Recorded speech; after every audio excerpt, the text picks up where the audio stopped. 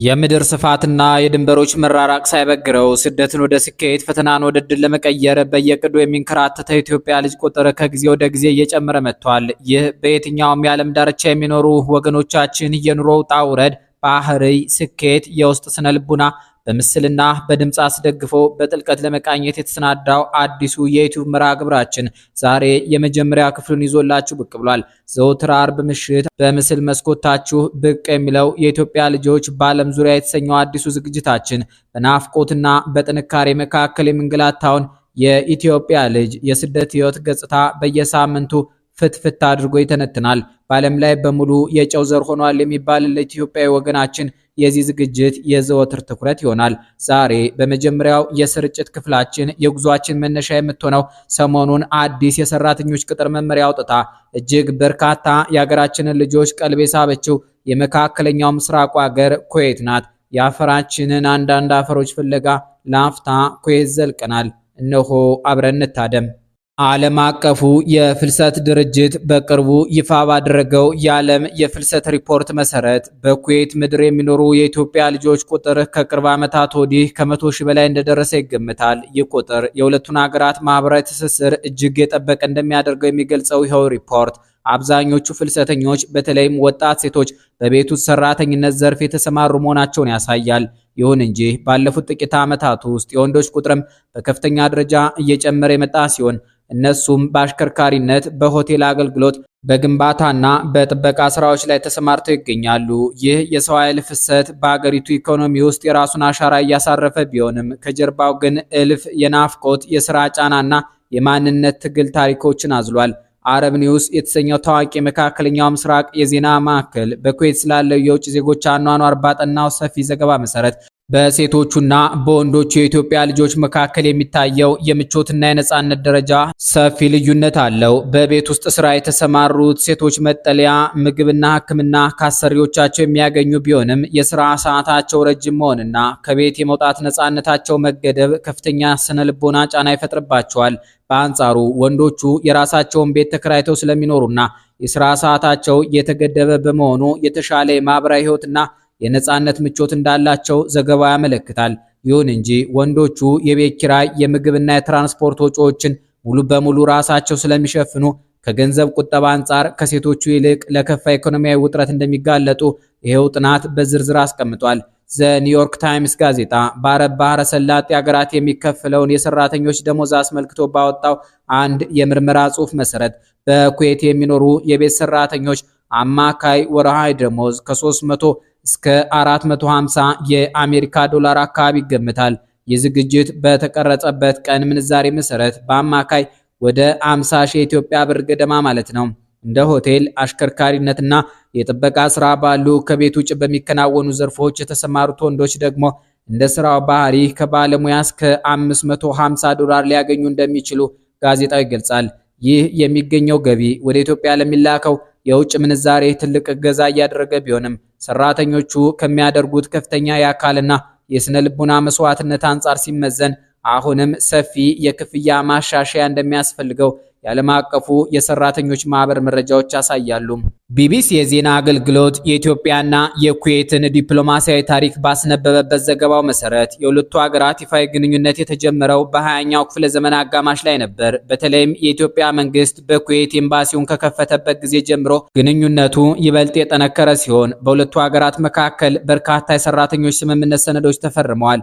ሁለቱ ሀገራት ባለፉት ዓመታት በንግድና በኢንቨስትመንት ዙሪያ መልካም ወዳጅነት የነበራቸው ቢሆንም አልፎ አልፎ በሰራተኞች መብት አያያዝና በቪዛ ክልከላዎች ምክንያት ግንኙነቱ መለስተኛ ውጥረቶችን አስተናግዷል። ወደፊትም ቢሆን የሁለቱ ሀገራት ግንኙነት ይበልጥ ስኬታማ ወይም በጠብ አዝማሚያ የሚናወጥ መሆኑ የሚወሰነው ኩዌት ለኢትዮጵያውያን ሰራተኞች የምትሰጠው የህግ ጥበቃና ኢትዮጵያ የምታደርገው የዲፕሎማሲ ክትትል ላይ መሆኑን የፖለቲካ ተንታኞች ይናገራሉ። ዘ ዋል ስትሪት ጆርናል ስለ ኩዌት ማህበረ ፖለቲካዊ መዋቅር በጻፈው ትንታኔ መሰረት ኩዌት እጅግ የበለጸገች የአረብኛ ቋንቋን የምትጠቀምና እስልምናን በዋና ሃይማኖትነት የተከተለች ወግ አጥባቂ የባህረ ሰላጤ ሀገር ናት። የሀገሪቱ የፖለቲካ ስርዓት በዘውዳዊው የአሚር አገዛዝ የሚመራ ሲሆን ህጎቿና ማህበራዊ ህይወቷ ሙሉ በሙሉ በእስልምና ድንጋጌዎችና በአረባዊ ባህል ላይ የተመሰረቱ ናቸው። የአይነቱ ጥብቅ ማህበራዊና ሃይማኖታዊ መዋቅር ከኢትዮጵያ ለሚወዱና ይበልጥ ክፍት ማህበረሰባዊ ትስስር ላለው የተለያዩ እምነቶች ለለመዱ ወጣቶች መጀመሪያ ላይ ትልቅ የባህል ድንጋጤ እንደሚፈጥራባቸው የጋዜጣው ትንታኔዎች ያስረዳሉ። ለንደን መስሪያ ቤቱን ያደረገው የዓለም አቀፍ የስነ ልቦና ጥናት ማዕከል በስደትና በማህበራዊ ዙሪያ ባጠናው ጥናት መሰረት የኢትዮጵያውያን ስነ ልቦና ከኩዌት ማህበራዊ ህይወት ጋር ያለው ርቀትና ቅርበት በብዙ መልኩ ሊፈተሽ የሚችል ነው።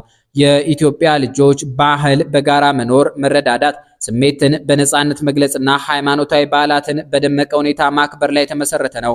በአንጻሩ የኩዌት ህይወት በግል ህይወት መገደብ፣ በከፍተኛ ስነ ስርዓትና በቤተሰብ መዋቅር ውስጥ ብቻ የታጠረ በመሆኑ ወገኖቻችን እዚያ ሲደርሱ ከፍተኛ የብቸኝነት፣ የባዕድነትና የናፍቆት ስሜት ይጋረጥባቸዋል። በተለይም የክርስትና እምነት ተከታይ የሆኑ የኢትዮጵያ ልጆች የእምነት ስርዓቶቻቸውን በነፃነት ለማከናወን የሚገጥማቸው ፈተና ለከፍተኛ ስነ ልቦናዊ ጭንቀት ሊዳርጋቸው እንደሚችል እቅጩን ያስቀምጣል። አልጀዚራ የዜና ማዕከል በመካከለኛው ምስራቅ ስለሚኖሩ የውጭ ሀገር ዜጎች ሰብአዊ መብትና ደህንነት ባጠናው የምርመራ ዘገባ መሰረት በኩዌት የሚኖሩ የኢትዮጵያ ልጆች ሊያደርጓቸው የሚገቡ በርካታ ጥንቃቄዎች አሉ። ከሀገሪቱ ሕግና ስርዓት ጋር አለመጋጨት፣ የሰነዶችን ሕጋዊነት ዘወትር ማረጋገጥ፣ ከአሰሪዎች ጋር የሚፈጠሩ አለመግባባቶችን በህጋዊ መንገድና በኤምባሲ በኩል ብቻ መፍታት ዋነኞቹ ጥንቃቄዎች ናቸው። ከዚህ በተጨማሪም የአገሪቱን ባህል፣ ቋንቋና የሃይማኖት እሴቶች ማክበር፣ በህገወጥ የገንዘብ ዝውውርና ባልተፈቀዱ ማህበራዊ ስብሰባዎች ላይ አለመሳተፍ ራስን ከትልቅ አደጋ ለመጠበቅ ወሳኝ መሆናቸውን ዘገባው ያስገነዝባል። ሮይተርስ የዜና ወኪል በባህረ ሰላጤው ሀገራት ስላለው መልካም አጋጣሚ ባስነበበው ጽሑፍ መሰረት በኩዌት ውስጥ ሊጠበቁ የሚገባቸው በርካታ መልካም ነገሮችና የድል በሮችም አሉ። ኩዌት ጠንካራ ኢኮኖሚ አቅምና የተረጋጋ የገንዘብ እሴት ያላት ሀገር በመሆኑ በታማኝነትና በትጋት ለሚሰሩ ሰራተኞች የደመወዝ ክፍያ በአስተማማኝ ሁኔታ ይፈጸማል። ከዚህም በላይ በቴክኖሎጂ፣ በዘመናዊ ሕክምናና በደህንነት ረገድ አገሪቱ ያላት ከፍተኛ ደረጃ ሰራተኞች በተረጋጋ መንፈስ እንዲሰሩና ራሳቸው እንዲለውጡ ምቹ ሁኔታን እንደሚፈጥር የሮይተርስ ዘገባ ያሳያል። የፈረንሳዩ ለሞንድ ጋዜጣ በኩዌት የሀገር ውስጥ ሚኒስቴር የወጣውን አዲስ መመሪያ አስመልክቶ ባደረገው የትንታኔ ዘገባ መሰረት ይህ ዜና እጅግ ከፍተኛ የሆነ አዎንታዊ ገጽታ አለው።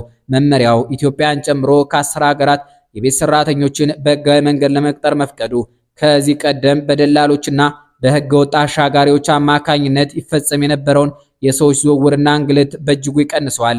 ማመልከቻዎች በየግዛቱ በሚገኙ የመንግስት የአገልግሎት ማዕከላት በኩል ብቻ እንዲስተናገዱ መደረጉ ደግሞ ሂደቱን ግልጽ፣ ቀልጣፋና ከአታላዮች የጸዳ ስለሚያደርገው ለሰራተኞቹ ህጋዊ ከለላና የስነ ልቡና መረጋጋትን ይሰጣል። የለንደኑ ጋርዲያን ጋዜጣ በበኩሉ ይህን አዲስ መመሪያ ከተለየ አቅጣጫ በመመልከት በውስጡ ሊኖሩ ስለሚችሉ አሉታዊ ነገሮችና ስጋቶች ትንታኔ አቅርቧል። እንደ ጋርዲያን ዘገባ ከሆነ የቅጥር ሂደቱ መቅለልና የፍላጎት መጨመር በአገሪቱ ውስጥ ያለውን የሰራተኞች ቁጥር በከፍተኛ ሁኔታ ሊያንረው ይችላል። ይህ መሆኑ ደግሞ በአሰሪዎች ዘንድ የሰራተኞችን ዋጋ የማሳነስ፣ መብቶቻቸውን የመገደብ ወይም የደሞዝ ተመን ላይ አሉታዊ ተጽዕኖ የመፍጠር እድል አለው። በተጨማሪም አገሪቱ ለሰራተኞች የምታደርገው የህግ ጥበቃ ስርዓት ሙሉ በሙሉ ካልተሻሻለ የሰራተኞች ቁጥር መጨመር ብቻውን ተጨማሪ ሰብአዊ መብት ጥሰቶችንና የስነ ልቦና ቀውሶችን ሊያስከትል እንደሚችል ስጋቱን ያስቀምጣል። በኩዌት ለ12 ዓመታት የኖረችውና በአሁኑ ጊዜ በአገሪቱ ለሚገኙ ወገኖቿ ማህበራዊ ድጋፍ የምታደርገው ትዕግስት አስፋው የተባለች የኢትዮጵያ ልጅ በሰጠችው የግል ምስክርነት መሰረት በስደት ምድር ስኬታማ ለመሆን ቀዳሚው መሳሪያ ጠንካራ ስነ ልቡና ነው። እሷ እንደምትለው ብዙ ወጣቶች ወደ ኩዌት ሲመጡ የሚያዩት የሚላከውን ገንዘብ ብቻ እንጂ እዚያ ያለው የስራ ጫናና የባህል ልዩነት የሚፈጥረውን የውስጥ ስቃይ አስልተውት አይመጡም። ስለዚህ አዲሱ መመሪያ በር የከፈተላቸው የአገሬ ልጆች ከመነሳታቸው በፊት ራሳቸውን በቋንቋ በሙያና በስነ ልቡና ካላዘጋጁ የስደቱ ህይወት ከባድ ሊሆንባቸው እንደሚችል በሐዘን ስሜት ትመክራለች። በተመሳሳይ መልኩ በኩዌት በሆቴል አስተዳደር ዘንድ ስኬታማ የሥራ ታሪክ ያለው ወጣት ዮናስ በቀለ የሰጠውን ምስክርነት ዋቢ አድርገው የአገር ውስጥ መጽሔቶች እንደዘገቡት ወንዶች በአዲሱ መመሪያ መካተታቸው ትልቅ ዕድል ነው። ዮናስ እንደሚለው ቀደም ሲል ወንዶች በኮንትራት ስምምነት በብዛት የማይታቀፉ በመሆናቸው ለተለያዩ ህገወጥ አደጋዎች ይጋለጡ ነበር። አሁን ግን በመንግስት እውቅና መስመሩ መስተካከሉ ወንዶችም የራሳቸውን ህይወት ቀይረው አገራቸውን ለመጥቀም ሰፊ በር ይከፍትላቸዋል። ይሁን እንጂ እያንዳንዱ ተጓዥ መብቱንና ግዴታውን ጠንቅቆ ማወቅ እንዳለበት ያሳስባል። የዓለም የጤና ድርጅት በስደተኞች የአእምሮ ጤና ዙሪያ ባደረገው ዓለም አቀፍ ጥናት መሰረት ከሀገራቸው ርቀው በመካከለኛው ምስራቅ የሚኖሩ ሰራተኞች ለአእምሮ ጭንቀት የመጋለጥ እድላቸው ከፍተኛ ነው። ይህ የሚሆነው ከቤተሰብ ምራቅ፣ የእረፍት ጊዜ ማጣትና የባህል አለመጣጣም በሚፈጥረው ውስጣዊ ጫና ምክንያት ነው። ስለዚህ አዲሱ የኩዌት መመሪያ ተግባራዊ ሲሆን የኢትዮጵያ መንግስትም ሆነ አስቀጣሪ ኤጀንሲዎች ለሰራተኞቹ ሙያዊ ስልጠና ብቻ ሳይሆን የስነ ልቦና ግንባታ ስልጠናዎችንም ጭምር መስጠት እንዳለባቸው የድርጅቱ የሕክምና ባለሙያዎች አጥብቀው ያሳስባሉ። የህብረተሰብ ጥናት ባለሙያዎች በበኩላቸው በሰጡት አጠቃላይ ትንታኔ መሰረት የኢትዮጵያ ልጆች በኩዌትም ሆነ በማንኛውም የዓለም ክፍል ሲኖሩ የማንነት እሴቶቻቸውን ጠብቀው መቆየት ይኖርባቸዋል። በስደት ምድር የሚገጥሙ ፈተናዎችን ለማሸነፍ እርስ በርስ መረዳዳት፣ ማህበራዊ ትስስርን ማጠናከርና የሀገራቸውን መልካም ስም የሚያስጠሩ ተግባራትን ማከናወን ተገቢ ነው። ሰሞኑን የተሰማው የኩዌት አዲስ መመሪያ ለብዙዎች ተስፋን የፈነጠቀ ቢሆንም ተስፋው ወደ እውነተኛ ስኬት ሊቀየር የሚችለው ግን በበሰለ ዝግጅት፣ በህጋዊነትና በጠንካራ ስነ ልቦና ሲመራ ብቻ እንደሆነ የባለሙያዎቹ ጥናት በግልጽ ያሳያል። ለስንብት በቁጥር የበዙ የኢትዮጵያ ልጆች በህጋዊ መንገድ ወደ አገሯ ገብተው እንጀራ እንዲጋግሩ ስለፈቀደችው ኩዌት የተባለች ሀገር ጥቂት በውዳሴ የታጀበ ሁለገብ መረጃ እናቅርብላችሁ።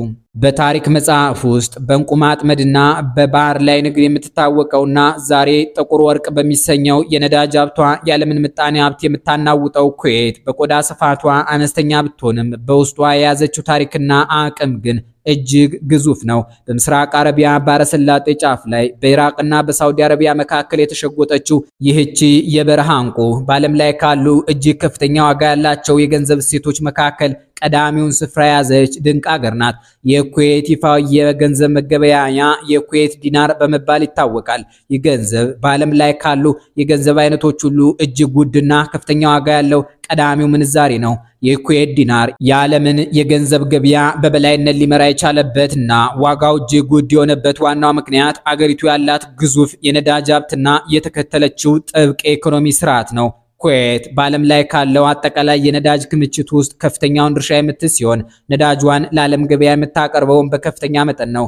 ይህንን ነዳጅ ለመግዛት የዓለም ሀገራት የአሜሪካ ዶላርን ይዘው ወደ ኩዌት ስለሚገቡ በሀገሪቱ ማዕከላዊ ባንክ ውስጥ እጅግ ግዙፍ የሆነ የውጭ ምንዛሬ ክምችት እንዲኖር አድርጓል። ከዚህም በላይ የኩዌት መንግስት የዲናርን ዋጋ ከአንድ ከተወሰነ የገንዘብ አይነት ጋር ብቻ ከማስጠጋት ይልቅ በዓለም ላይ ካሉ በርካታ ጠንካራ የውጭ ገንዘቦች ስብጥር ጋር አቆራኝቶ ስለሚይዘው የገንዘቡ ሴት ሁልጊዜ ሳይዋዥቅ በተረጋጋና በከፍተኛ ደረጃ ላይ እንዲቀጥል አስችሎታል። ይህ ዝግጅት በተጫነበት ቀን ባለው የውጭ ምንዛሬ ይፋ የገበያ ተመን መሰረት አንዱ የኩዌት ዲናር በኢትዮጵያ ንግድ ባንክ ሲመነዘር ወደ 478 የኢትዮጵያ ብር ከ70 ሳንቲም ገደማ ይሆናል።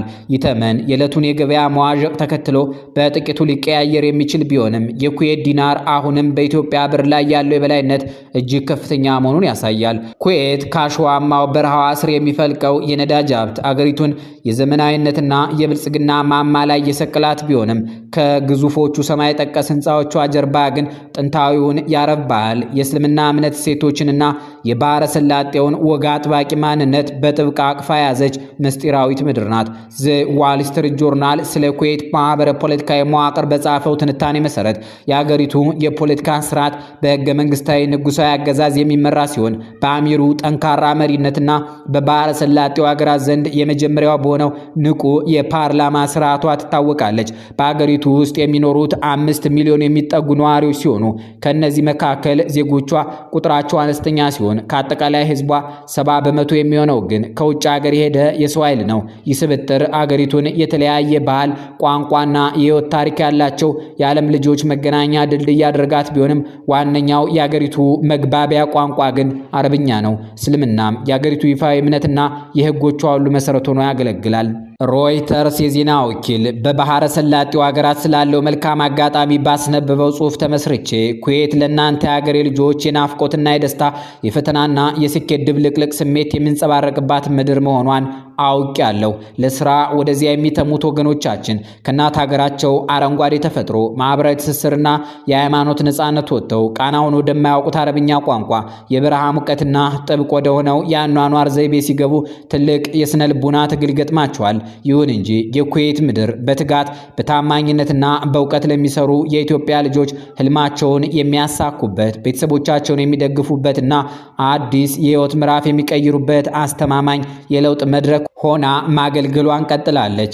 የህብረተሰብ ጥናት ባለሙያዎች በሰጡት አጠቃላይ ትንታኔ መሰረት ሰሞኑን በአገሪቱ የሀገር ውስጥ ሚኒስቴር የወጣው አዲስ መመሪያ ይችን የበረሃ እንቁ ለኢትዮጵያ ልጆች ይበልጥ ቅርብና ህጋዊት ያደርጋታል። ኩዌት ምንም እንኳን በባህልና በስነ ልቡና ከኛ ብትርቅም የወገኖቻችን ጉልበት፣ ታማኝነትና ታሪክ ግን በዚያች ምድር ላይ የማይረሳ አሻራ ጥሎ ያልፋል።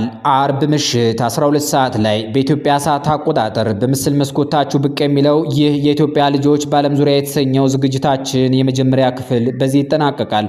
በሚቀጥለው ሳምንት በሌላ ሀገርና በሌላ አዲስ የህይወት ታሪክ እስከምንገናኝ ድረስ ወገኖቻችን በያሉበት ሰላማቸው ይብዛ። ሀገራችንም ኢትዮጵያ ክብሯ ሳይጓደል ለዘለዓለም ትኑር።